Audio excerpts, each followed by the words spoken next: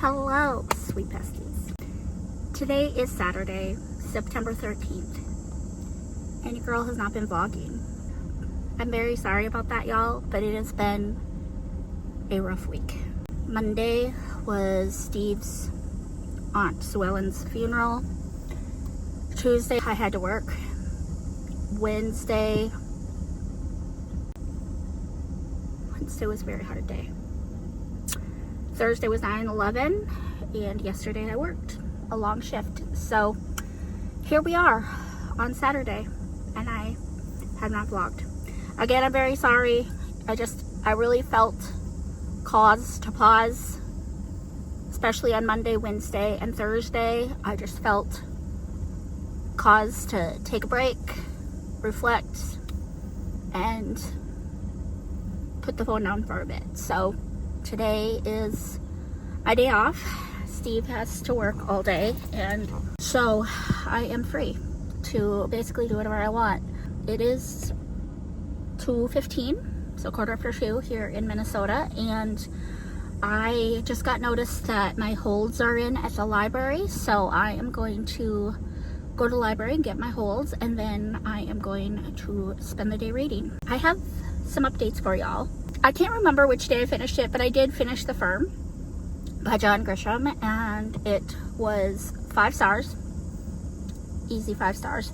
The review will say 4.75 stars because I did take a quarter of a star away for language, because there is mild language. There is some sexual stuff, but it's not explicit. It's not like anything that, well, it could make you uncomfortable. If you're very, very sensitive to sexual tension, then it might be too much for you. But you can always reach out to me and I can tell you exactly which chapter and which page it's on so that you can skip it, because the story, like the mystery, the suspense, the action of the story is what kept me reading. So, and it's not like really strong cursing, it's the milder stuff, but it is sprinkled throughout the whole book, and so I do think people should be aware of that. But I rounded up to 5 on Goodreads because I just thoroughly enjoyed the storytelling very, very much.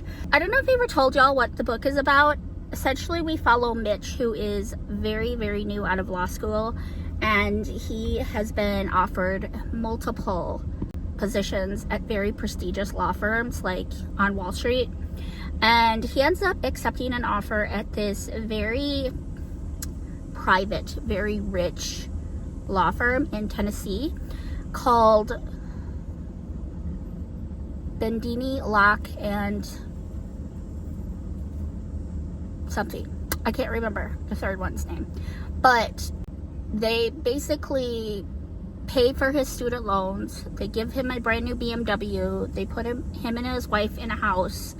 And, like, he's going to be making, like, $100 an hour. His initial year there is going to be basically just scut work. Like, he's not really going to be practicing law. He's going to be mostly researching and doing like the dirty work for the real attorneys, apparently, until he passes the bar, and then they'll let him take on some cases. But come to find, halfway into his first year there, he learns that the law firm has bugged his house, bugged his car, bugged his phone, and they're not really a legit law firm. They're really shady, and his life is majorly in danger if he tries to leave. And the FBI has been like watching this firm for years, and they're trying to recruit Mitch to be a mole, to be like undercover, get them the information that they need so they can expose the firm.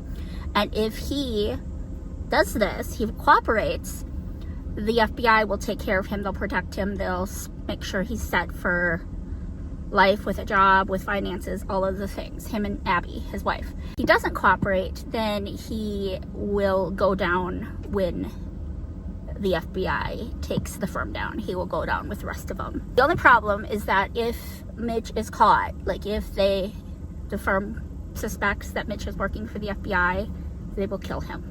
So that's the premise of the story. I didn't reveal anything because that's all kind of on the back of the flap, but it was a really good time. I had fun reading it.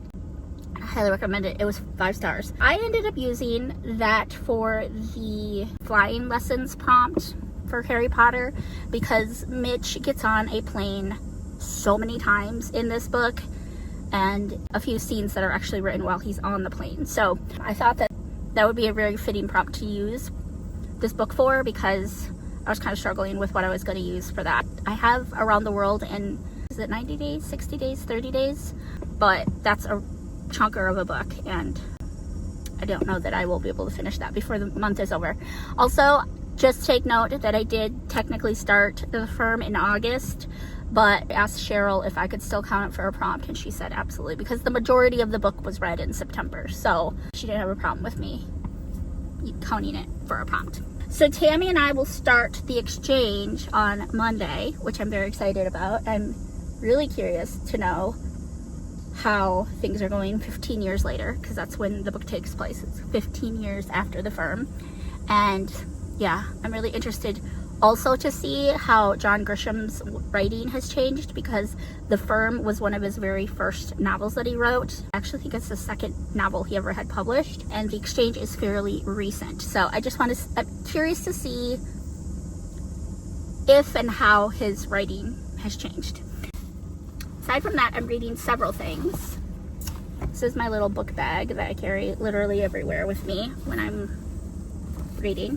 I'm also still working my way through A Gown of Spanish Lace. I am buddy reading this with Katie Cooley, and we are on the last 2 chapters. And so we are going to try to finish this today. I'm very excited to be done with this book. It is not my favorite Jeanette Oak, if I'm being honest. There are several others that I've liked a lot more. I don't think it's a bad book. I'm just a little underwhelmed by it. The story is actually really sweet. Essentially, we follow Ariana, who is a school teacher. She's a very young school teacher. She's like 16 years old. And one day after class is dismissed, she is spending some time at the schoolhouse, like grading papers and like preparing for the next day and whatnot. And she is abducted by these 2 desperados. And she's taken like far away from her mom and dad and held hostage in this cabin. And one of the desperados, his son, is named Laramie, and Laramie has been put in charge of keeping watch of Ariana, like making sure that she doesn't escape. Well, I think that the story is really clever, but I have to tell you that the main female protagonist, Ariana, I really can't stand her. I really don't like her. Yeah, so this is feeling like a 3-star. I'm gonna finish it today. I will let you guys know, but it's a little bit of a disappointment, especially because it came very highly recommended by Celestia. She loves this book. Also, still reading Harry Potter and the Chamber of Secrets. I am buddy reading this with Christy A. Cole and Elma over at Elma's Book Journey, and we're kind of going at our own pace. I honestly don't know how far ahead they are of me. Last I talked to Christy, she was on chapter 7 and Elma was on 12. This was a few days ago, and so I would assume that they are darn near close to finishing. I'm on chapter 10 now, page 161, and I'm loving being back here. It is so good to be back in this world. I'm loving it just as much. This is a reread for me, if anyone didn't know. I am going to be using this for the 3rd prompt, I believe, which is, I'm blanking, y'all. I don't have the scroll memorized. I'm sorry. I'm trying to remember the prompts, you guys. It's so bad. I'll put it on the screen here. But it's the 3rd prompt that I'm going to be using this one for. So, also reading Red Queen by Victoria Aveyard. I've been reading this forever. I finally restarted this in September because I literally only had a chapter and a half read in August, so I was like, I'm just going to start over.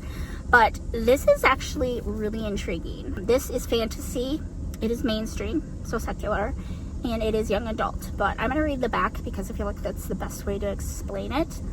So, Mare's world is divided by blood, those with red and those with silver. Mare and her family are lowly reds, destined to serve the silver elite, whose supernatural abilities make them nearly gods. Mare steals what she can to help her family survive, but when her best friend is conscripted into the army, she gambles everything to win his freedom. A twist of fate leads her to the royal palace itself, where in front of the king and all his nobles, she discovers a power of her own, an ability she didn't know she had, except her blood is red. To hide this impossibility, the king forces her into the role of a lost silver princess and betroths her to one of his own sons. As Mare is drawn further into the silver world, she risks her new position to aid the Scarlet Guard, the leaders of a red rebellion. Her actions put into motion a deadly and violent dance, pitting prince against prince and Mare against her own heart. From debut author Victoria Aveyard comes a lush, vivid fantasy series where loyalty and desire can tear you apart and the only certainty is betrayal.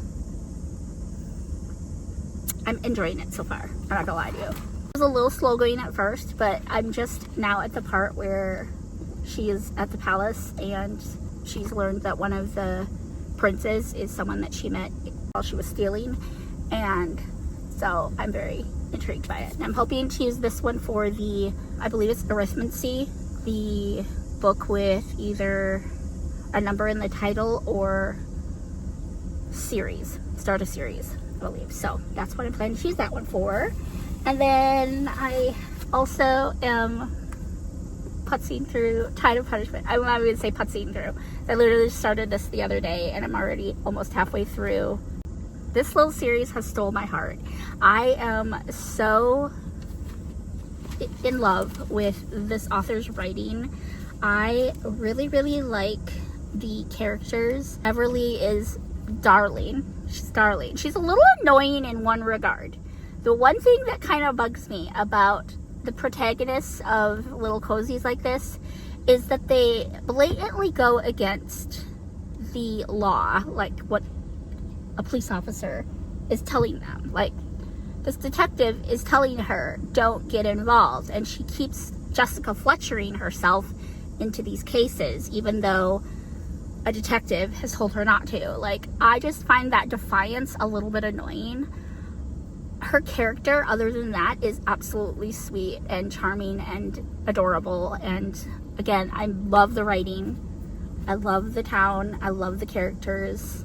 So that is one thing that I can overlook. It's very stereotypical of the protagonists of most cozies like this. I mean, Hannah Swenson's the same way, and A West from the Camper Mysteries by Tanya Capes, and then obviously Jessica Fletcher from Murder, She Wrote. They're all like that, right? So I try not to let it bug me too much, but I do find it a little bit annoying. But aside from that, it's really cute. Love it. I'm just delighted to be back here. Actually, the holds that have come in for me are the rest of the series, and I plan to binge it. I'm not gonna lie to you guys. I'm planning to binge it. So, very, very exciting. This one is about Everly's aunt, great aunt, who is the prime suspect in the murder of their mayor, because she recently announced that she is going to be running for mayor, and her Aunt Fran and the mayor had some choice words before he died, and one of Aunt Fran's garden gnomes is found right by his head and it's covered in blood, so it was used as the weapon.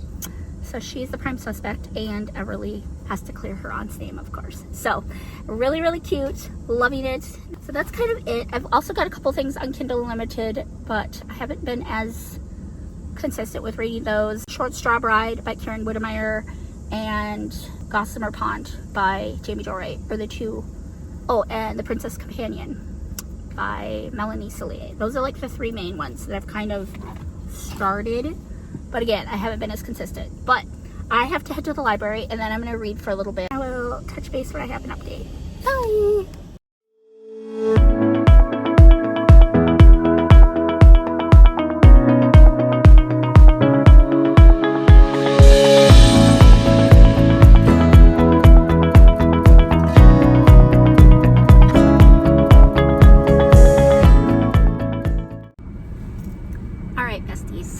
So it is 4 o'clock and the library is closed.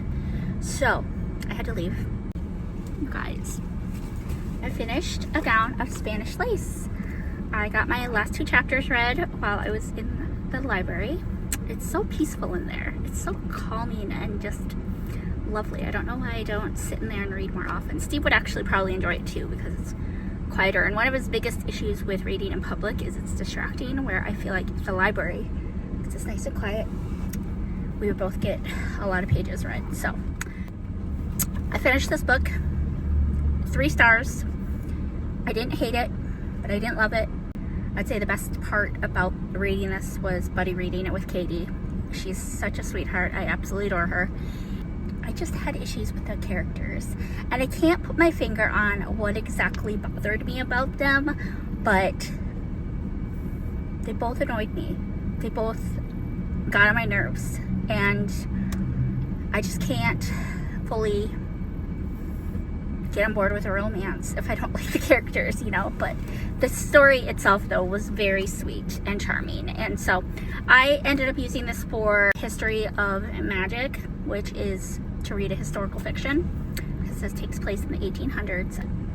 Yeah, 3 stars. It's 3.5 because I liked it more than I didn't like it, but I rounded down on Goodreads because it didn't feel like a 4-star to me. So anyway, I also got another chapter read in Tide and Punishment by Brie Baker. So I'm currently on chapter 11, page 169, and I'm liking it. I'm starting to suspect the little hussy that flew in and is helping with Aunt Fran's campaign. Like, she's kind of on my radar. Mostly because I don't like her. And I think the reason I don't like her is because she's trying to get with Grady, Detective Grady. And Grady needs to be with Everly. And so she just needs to back off. Her man needs to back off. But Everly isn't doing any favors for herself because she keeps telling this girl, I think her name is Janie, she keeps telling her, oh, we're just friends. Oh, we're just friends. And Janie is just a little hussy. I don't like her. So I'm probably completely wrong because, again, all signs are pointing to her kind of right now. Or maybe they're not. Maybe I'm just being paranoid. But she is like my least... She's the one that I'm the most angry at right now. I doubt she's the killer. But I really, really don't like her. Like I said, she flew in from someplace. Like, she just moved back to Charm and decided to do Fran's campaign. I guess there is one other suspect. I forgot about the one who was helping the mayor with his campaign. Like, she was running with him, basically. Like, she was going to be co-mayor or something. She's another suspect, and it probably makes more sense for it to be her because she had more to win by killing him. Like, he doesn't run, so then she gets to run on her own in his place. But I don't know why I'm suspecting Janie, but I am. And again, it's probably just because I don't like her. So 2 of the 3 books that I had put on hold have come in. Book 4 is A Call to Kelp, and book 6 is Partners in Lime. So book 5 has not come in yet. There are 7 books in this series. I only put 4, 5, and 6 on hold because they do have 7 on the shelf here, so I'll be able to get that. But I read the backs, you guys, and they have spoilers, so I'm not going to read them. But I'm very excited for these. So hopefully book 5 comes in before I have to return book 6, because I want to read them in order. You know what I'm saying? So anyway, so I think that it's 4 o'clock now. I might go to that little park that Steve and I go to. I might go and sit and read. It is 91 degrees. It's actually a little warm, but it's not super muggy. If it gets too bad, I'll just go home. But I want to sit outside while I still can. And the park's like right over there. So I will update you all. Okay guys, so here's the little botanical garden area. I think it's absolutely gorgeous. I don't know if the fountain's running or the little like pond. I'm gonna try to read a couple chapters in Harry Potter while I sit outside here. It's so pretty. Hopefully the bugs aren't bad. It's the only thing that would make me pack up and head home. Yes, the fountain is going. Y'all, how hecking beautiful is this? So relaxing. So pretty. Very, very pretty. I wish I had a, what are those things called? That you tie a hammock. I wish I had a hammock. because I would hook that up to the trees and read out in this area because it's so pretty. There's another fountain over here. And those orange flowers are so pretty. Yeah, it's an absolutely beautiful park. Steve and I have not been out here to read as much as we did last summer. Oh, there's another fountain. You guys, is there a bench closer to a fountain? I would love to be by a fountain. Look at this one right here. So pretty. I don't think there's a bench closer. The bench I have is the closest one to the fountains.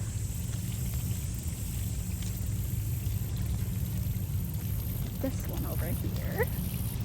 Yeah, the orange flowers are so pretty. Yes. It is a very peaceful park. We've got another person over here reading. They were sitting on a blanket and reading. And there are benches kind of all over.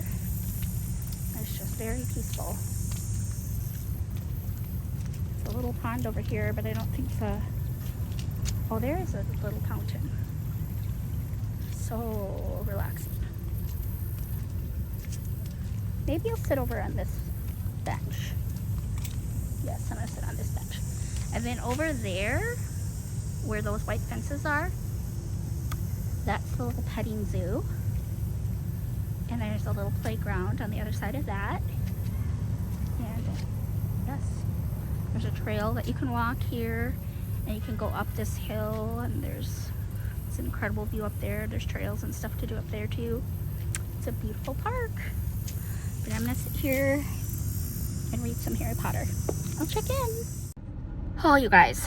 So not only were the bugs terrible, I was just starting to get into my book when some little kids came running through and screaming and everything. So I decided I can't read here. I've been bit several times since I got here, and it's only been like 20 minutes. So I'm gonna go home and probably make something to eat and maybe do a little housework, and then I'm gonna sit down and read some more. Yeah, it's a shame because it's a beautiful place to read, but the bugs are terrible. That was a fail, but at least you guys got to see a pretty little area of my town, and yeah, I'll see you guys when I have something to update. Okay, bye! Hey guys, welcome back to the vlog. It is Saturday the 13th and it is 8:55 p.m. and I just wanted to hop on and kind of update you on the rest of my day. I really haven't read much more since I left the park. I went up to the gas station and got something to drink. I needed some electrolytes, so I got a Powerade. But when I got home, I was so determined to read and just read a lot today. I've just had a heart of worship today, and so I've just been spending some time with some worship music on. I had to turn it off for copyright stuff, but some worship music on and just been spending some time with the Lord. Because my heart's just been so heavy since Monday. I've felt just this longing to just fall before the feet of Jesus and just worship. And so that's what I've been doing. So I haven't read it all since I've been home, and it's almost 9 o'clock. I have to pick up Steve in like an hour, and I think that for the next hour, until I have to go pick him up, I'm going to just read in my Bible and just continue to spend some time with the Lord, because again, my heart is just so heavy, and I'm just trying really hard not to be sad. And I know it's okay to be sad, because I'm sad. I'm mostly sad for Erica and her kids and the loss that they've experienced. And in one of my group chats, Whitney reminded us that it's very biblical to weep and mourn and grieve with those who weep, mourn, and grieve, right? There's a time to laugh and a time to cry, a time to be happy, a time to be sad. And so I'm just allowing myself tonight to just grieve with Erica, because it's just been heavy on my heart. So yeah, I'm just letting myself have this last hour here before I pick up Steve to just be in prayer, be in the Word. I've got the worship music going, and just really be vulnerable with the Lord tonight. So I listened to her address of the public, and I'm unwell. I'm just unwell, y'all. Yeah, this is not how I intended this little clip to go, but I don't know how much more reading I'm going to do before Steve comes home. But when he gets home, we will probably put an ambiance on and read a little bit, because I know he's got some buddy reads he's working through. Also, Tammy just informed me that she has already started and DNF'd The Exchange by John Grisham. I'm still going to pick it up on Monday and see for myself. I'm really curious why she DNF'd it. I will definitely update you all. I'm going to turn some worship music back on, and yeah, I'll update you later. Okay, love you guys. Hello, besties. So I have decided to go ahead and end this vlog today because I have gone ahead and pieced all of the clips together, and I have over an hour of footage. It's just from today. So I figure that it's alright. It could just be like kind of a week wrap up, if you will. So I will start a new vlog on Monday, and I will update you on the reading that I get done for the rest of today and then tomorrow. So I hope you guys have a blessed weekend, and I love you all. I will see you guys very soon with another video. Bye bye.